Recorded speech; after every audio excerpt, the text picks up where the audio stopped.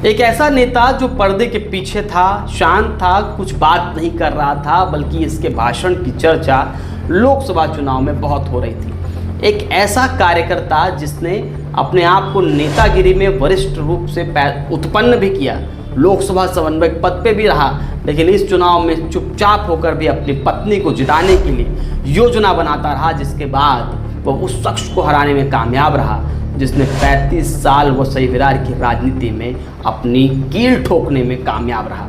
नवीन दुबे की हम चर्चा करते हैं और जानते हैं कि किस प्रकार से इनकी रणनीति रही कि वो रणनीति जीत में तब्दील हो गई।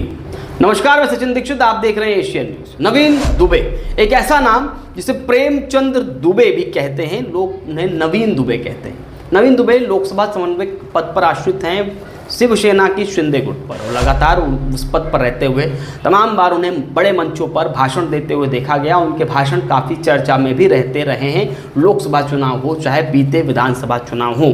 लेकिन वर्तमान विधानसभा चुनाव में उनका एक भी भाषण नहीं देखा गया। मंच पर वो बैठे नजर नहीं आए, वो मंच के सबसे पीछे वाली कुर्सी पर बैठकर कार्यक्रम देखते नजर आए।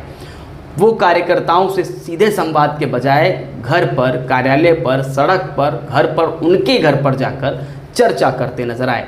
नवीन दुबे ने एक भी संवाद सार्वजनिक तौर पर खुद आगे बढ़कर नहीं साधा, ना मीडिया से चर्चा की। इतना ही नहीं, उन्होंने नीति बड़ी अच्छी तैयार की थी। उन्होंने जो नीति तैयार की थी उसमें प्रमुख क्या बातें थी, आइए जरा जानते हैं। नवीन दुबे ने सबसे पहले चुनाव की टिकट घोषित होते ही ये मान लिया था कि भूतकाल की दहशत, गुंडागर्दी या विकास या किसी व्यक्ति का नाम लेकर कतई अटैकिंग, पूरे चुनाव में अटैकिंग पोजीशन नहीं अपनानी है। यानी हितेंद्र ठाकुर का नाम लेकर उन पर टिप्पणी बिल्कुल नहीं की जाएगी। यह अत्यधिक संयम की बात थी। इसे स्नेहा दुबे पंडित ने बकायदा अपनाया और पूरे चुनाव में एक भी बार नाम लेकर जिक्र नहीं किया।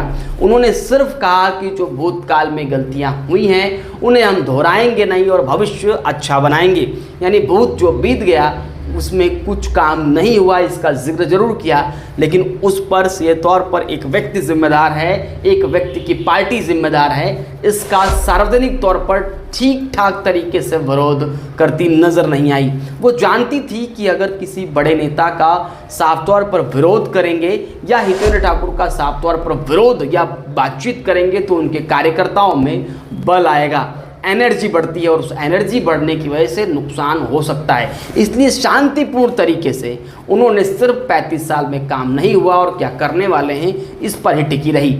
इसके अलावा कहा यह भी जा रहा था कि जो कब्रिस्तान, अवैध कब्रिस्तान का जो मुद्दा था जिस पर उन्होंने भाषण दिया था, वह समय, उस समय अवधि, वो मंच एकदम तय किया गया था। ये तय था कि इस मंच से अगर ये भाषण दिया जाएगा तो हिंदुत्व के प्रति जो लोग आस्थावादित हैं वो निश्चित रूप से इस तरफ बढ़ेंगे और इस बयान को सकारात्मक दृष्टिकोण से लेंगे, क्योंकि बहुतायत में मुस्लिम और कुछ कैथलिक भी कहीं ना कहीं बहुजन विकास आघाड़ी की तरफ घूमती नजर आ रही थी। ऐसे में हिंदुत्ववादी माहौल उत्पन्न करके हिंदुत्ववादियों को अपनी तरफ खींचना उनके लिए प्रमुख भूमिका हो चुकी थी। ऐसे में वो मंच से बयान देना और उस बयान का ये असर हुआ कि चुनाव में मतदाताओं ने हिंदुत्व के प्रति जानकर मानकर वोट अच्छा किया।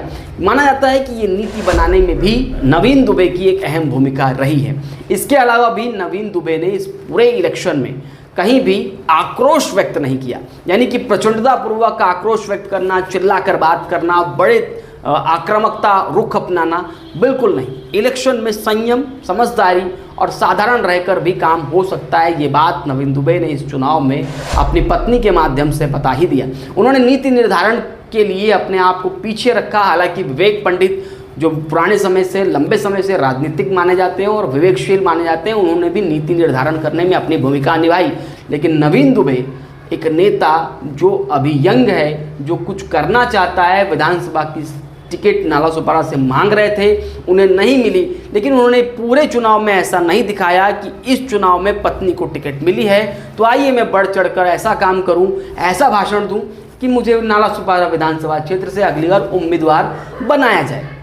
बल्कि वो जानते थे कि चिल्लाने और बड़े बड़े भाषण देने से अच्छा है शांतिपूर्ण तरीके से अपने लक्ष्य की तरफ ध्यान दिया जाए और नीतियों को निर्धारित किया जाए, जिसके बाद नतीजा अच्छा होगा तो नालासोपारा विधानसभा चुनाव के लिए 2029 में अवसर उन्हें मिल सकता है। ऐसे में नवीन दुबे जब ये जानते थे कि भारतीय जनता पार्टी के बड़े जो क्षेत्रीय नेता हैं वो नाराज हैं, इसके बावजूद भी उन्हें मनाने में समय व्यर्थ करने से अच्छा नवीन दुबे ने सीधे तौर पे वार्ड में बूथ पर पन्ना प्रमुख पर ज़्यादा ध्यान दिया और हर तरीके से उनसे बातचीत करना और संवाद साधने पर ज़्यादा बल दिया। वसई मांगे परिवर्तन का नारा दिया। इस नारे के अलावा कोई और नारे की तरफ नहीं बढ़े। इसी नारे को इतना बड़ा कर दिया जिस पर लोगों ने वोट किया। हालांकि एक बात सत्य है कि लाड़की बहन योजना का परचम तो संपूर्ण महाराष्ट्र में लहराया ही, लेकिन वसई की सीट जीतना एक बहुत बड़ी बात है, जिसमें नवीन दुबे की भूमिका निश्चित रूप से इस तरह से रही कि वह ललायित या आक्रामक या ऐसा नज़र नहीं आया, बल्कि नज़र आया कि संयम और समझदारी और शांति से भी कैसे चुनाव जीता जा सकता है।